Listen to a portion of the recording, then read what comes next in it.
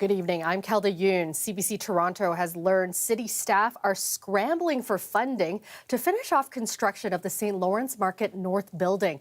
In order to get the already $100 million project across the finish line, council will have to approve millions more over the initial budget. Dale Manukduk has this exclusive report. The new building at 92 Front Street is 98% complete. The last 2% will cost the city $9.5 million in emergency spending. It would bring the total budget of the project just shy of $130 million. Budget Committee Chair Shirley Carroll says the ambitious project was approved because we badly need parking in that part of town, and it is going to have an extensive parking garage run by our parking authority, a very profitable organization, and in that sense, it recovers its own costs, because those funds flow back to the city. A public-facing document says the additional costs are primarily due to the COVID-19 pandemic and errors made by the project's architect. However, an internal briefing note obtained by CBC Toronto shows that's not quite the case. It says there was a staff member who wasn't compliant with purchasing control bylaws, and that person is no longer with the city. This situation was briefly addressed at a committee meeting. Staff at that time that were on this project should have came forward and said, look, we require additional funds. They waited till the end of the project. There was a manager who's no longer with the city anymore. And then when it transferred over to our project director, we noticed that the previous staff did not bring forward the forecast that we needed the additional funds. This is why it's important to have competent people in auditing jobs who are constantly monitoring things. The original building was demolished in 2016. To keep farmers market vendors going, a temporary site has been operating along the Esplanade. The redevelopment is already $14 million over budget. The new $9.5 million being requested is needed to stop the contractor from exercising its right to terminate the deal and delay the project indefinitely. The briefing note says such a delay could result in millions worth of additional costs. It's unclear why the person who made the error is no longer with the city. We'll get to the bottom of it, and we believe that every dime that we spent needs to be accountable, and we will make sure that the taxpayers are getting their money worth. The emergency spending goes to council for approval later this month, but in a statement, the city says the project will be completed on time and tenants will begin moving in this fall. Dale Manukduk, CBC News, Toronto. Construction work has been temporarily paused at Ontario Place over a constitutional challenge. It's just the latest legal attempt to prevent the controversial redevelopment there that includes a spa and water park. Our Queen's Park reporter Lorena Redekop has the details. Ontario Place is mainly quiet today. Some signs of work still happening. But according to a legal filing, the province agrees that up until July 19th, it will not cause or permit any permanent destruction of any trees, shrubs, or buildings at Ontario Place, meaning it's nothing like the demolition work that's been going on for the past few weeks. Everything's on hold until the court hearing. He represents Ontario Place Protectors. It's a coalition of environmental, heritage, and cultural groups. It wants an injunction, arguing the province's legislation on Ontario Place, called the New Deal for Toronto Act, is clearly unconstitutional. Here's part of their argument. That land doesn't belong to the current government. It belongs to the people of Ontario and to future generations, and that creates a trust. They argue the government has broken that trust with its redevelopment plans, sidestepping the usual environmental and heritage protections and exempting it from judicial oversight. But what does that mean if you can do that for essentially a health spa and water park? What about the next time the government wants to put in a landfill or a nuclear plant or build a new highway? There is an action in place. The infrastructure minister was asked whether a court loss for the government could put their vision for Ontario Place at risk. I cannot speculate, as you know, and I cannot comment. The lawyer taking on the province says that's exactly what's at stake. That would mean the government is going to have to rethink this whole project. Another group, Ontario Place for All, attempted a legal challenge against the government and lost. I'm really glad they're challenging it, and I truly hope that they're very successful. He's thrilled with the work stoppage. They had already started some demolition work, and we noticed that they started to mark some trees, which is extremely concerning. The hearing is scheduled for next Friday. Lorenda Redicop, CBC News, Toronto. 2 men are facing charges after a wild high-speed chase that took officers through parts of York Region before coming to an end in Brampton. Video shows the suspects behind the wheel of a Lamborghini driving at more than 200 kilometers an hour and trying to evade police on Highway 407. Tyler Cheese takes us through the dramatic chase. Air 2, got him. On July 7th, just before 1 a.m., York Regional Police's air support unit caught this intense high-speed chase on video. Initially in Vaughan, our emergency response unit observed a Lamborghini Urus traveling at a very high rate of speed eastbound. Police followed the Lamborghini into Markham, where they attempted a traffic stop. The suspects speed off, heading toward a westbound on-ramp on the 407. Very rarely do we see vehicles traveling in excess of 200 kilometers an hour, even on the 407. It's not to say that it doesn't happen. As we can see, one of the big advantages of us having a helicopter at our disposal and an air support unit that's so good at this is we don't actually have to chase that vehicle. The police helicopter follows the vehicle as it travels toward Brampton. Soon after that, the Lamborghini's tires begin to spark before one falls off completely. Police say the suspects ran over a spike strip earlier in the pursuit. We don't have to be directly in the line of sight of the suspect, and we don't have to push them. We just let the helicopter follow along, and everybody else can get in position. The suspects eventually drive into an apartment complex parking lot in Brampton. That's where the car is boxed in by police vehicles and suspects begin getting out of the Lamborghini. 2 people were arrested. One was the driver of the vehicle that we saw driving at those insane speeds on the highway, and they're charged for dangerous operation, flight from police, as well as failing to stop after an accident as a result of striking one of the cruisers. A second male was also charged, and that was with assault police with a weapon. The suspects were 21 and 22 years old and both from Brampton. Police are asking anyone with information or dash cam footage of the incident to contact them. Tyler Cheese, CBC News, Toronto. One person is dead after a collision in Brampton tonight. It happened near McLaughlin Road and Horwood Drive just after 8. Peel EMS says there was a collision between 2 vehicles and a pedestrian was struck. They were rushed to hospital, but police later confirmed they died. Another person suffered minor injuries. The Major Collision Bureau is investigating. A sentencing hearing was held today for one of 8 teen girls accused in the killing of 59-year-old Kenneth Lee. Police say Lee was swarmed by the girls in December of 2022, the group beating and stabbing him. And one of the girls, who pleaded guilty to manslaughter, was back in court today to hear victim impact statements. Greg Ross was there. A 15-year-old girl was led into court in handcuffs this afternoon to hear victim impact statements from family members of Ken Lee. The girl was only 13 years old in December of 2022 when Lee was attacked in downtown Toronto. She was a part of a group of 8 girls accused of swarming Lee. According to police, they viciously attacked him. He had 19 blunt force trauma injuries as well as stab wounds to his chest. The Crown read a victim impact statement from Lee's sister, Helen Shum. His sister said that no words can explain the overwhelming pain and emptiness she feels after her brother's death. She said that she has been diagnosed with depression as a result and has to take medication to sleep. She said to make matters worse, her mother is an empty shell with no happiness after having to bury her son. We also heard victim impact statements from Lee's brother-in-law, who called this a stupid crime, and one of his cousins, who expressed her deep sadness, saying that Lee was more like a brother than a cousin. While the victim impact statements were being read to the court, the accused sat motionless, at times staring down at the table and other times staring straight ahead. Another sentencing hearing for this teen has been scheduled for August 28th. Greg Ross, CBC News, Toronto. Grassy Narrows First Nation in Northern Ontario says it's taking the province to court over its Mining Act. It's demanding an end to mining prospectors staking claims on their land without their knowledge or consent.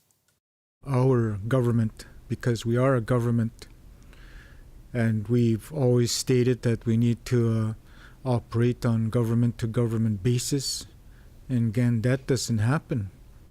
The First Nation is arguing that the province should be required to consult and obtain approval before registering or renewing mining claims on its territory.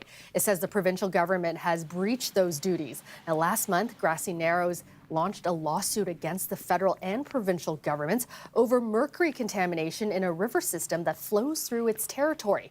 The First Nation has been plagued by mercury poisoning since a nearby mill dumped 9,000 kilos of it into the river system back in the 1960s. If you're looking for some good eats this weekend, there's still time to check out Summerlicious as it heads into its final week. Until July 21st, there are more than 200 restaurants participating in the program across our amazing, beautiful city. You heard it there from Mayor Chow. You have until July 21st to enjoy the 3-course prix-fixe menus.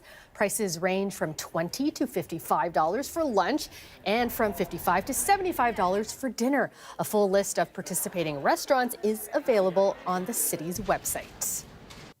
It's now been 1 week since LCBO stores across the province shut their doors, and we're learning more tonight about anger coming from striking workers against their own union. It came out of a town hall held by the union following Doug Ford's comments criticizing the lack of information that was making its way to workers. Chris Glover visited a picket line today to get a sense of where workers stand. 7 days into the first ever LCBO strike, and the resolve is solid, according to striking workers at this downtown Toronto picket line. We're very positive. It's all good. The amount of support that we're getting, it's encouraging with every truck driver honks a horn. Everybody that comes up and says, keep going. While the picket lines are likely drawing the most loyal union workers, discontentment is brewing. We need to stand together. We need to stand together to win. And, yelling at people and screaming, get back at the bargaining table. This is why we had this call tonight. Wednesday at a virtual town hall held by the union representing workers, Colleen McLeod, the head of the bargaining unit, was in full-on defense mode as multiple questions were leveled at the leadership, especially around why the union didn't remain at the table and transparency of the first deal offered by the LCBO. One of the things I keep seeing in the chat is the document. Where's the document? We didn't post the document because the employer did. The union said the meeting drew around 3,000 of the 9,000 striking workers. It followed comments from Premier Doug Ford that he'd spoken directly to workers who were unhappy with the union's demands. Do you know what I heard from people? 3 things. They want job security, they want to make sure they get an increase, and they want benefits. They aren't worried about this RTD. Every striking worker we spoke to at this picket who attended the town hall acknowledged the anger from within, but downplayed it. There's going to be some dissatisfaction because it's a strike. It's going to be a little volatile, right? No matter what. A lot of people are frustrated at this point. Everybody just wants to get back to work.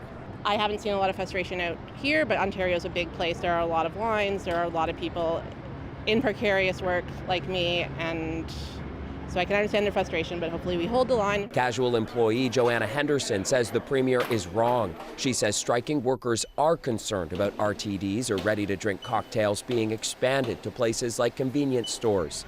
She thinks, as her union has routinely stated, it'll result in revenue and job losses at the LCBO, and the LCBO's offer to convert 400 casual employees to permanent ones won't fix it. I'm out here for job security. I'm out here for the permanent jobs. I know they've offered some, but when you consider that 70% of us are casual, that's probably over 6,000 people, so 400 jobs is 6%. It's not enough. Ready to drink is the fastest growing category. So no wonder they're trying to take it away from us. And it's going to mean less jobs, less hours. Striking worker Brian Bisson agrees. What did you think of the vibe on that call? I feel like it was the general consensus that we're feeling a bit distressed about what Ford was saying. But then at the end of it, it felt like everybody was back on board. Meanwhile, the Canadian Taxpayers Federation says the strike is merely a protest against the government's plan to expand the sale of ready-to-drink cocktails across the province. The right-leaning think tank says it makes no sense having a Crown corporation control the alcohol marketplace anymore. And instead, the Taxpayers Federation is calling on Ford to allow grocery stores to sell all types of alcohol during the strike. They're attacking the convenience agenda that's going forward, and we're saying we shouldn't stand for it. Well, I think as a right-wing think tank, they're probably doing what they're paid to do, so that's good for them. I don't agree with it. Back on the picket line, David Evans is glad his union is firmly against the ready-to-drink cocktail expansion. Well, we already have a very mixed market, with like where it's sold and stuff like that. And this is not a product that you just sell willy-nilly. He plans to continue standing alongside other workers until a deal is struck. Chris Glover, CBC News, Toronto. A lucky couple from Milton are $55 million richer after hitting it big in the Lotto Max jackpot. Without further delay, I'm going to unbox the $55 million check for you both.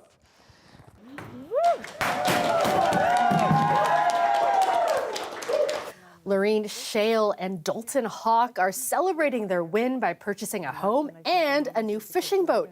They say their ultimate plan is to take care of family with those winnings. According to the OLG, the pair have been regular lottery players for the past 25 years. Imagine jumping out of a plane at 100 years old. Well, that's exactly what one man did to usher in a new century. Second World War veteran Ed Marshall took to the skies today for the ultimate skydive, all while raising funds for sick kids. Marshall aiming to raise $100,000, $1,000 for every year he has lived. We had a chance to meet Ed after his big leap.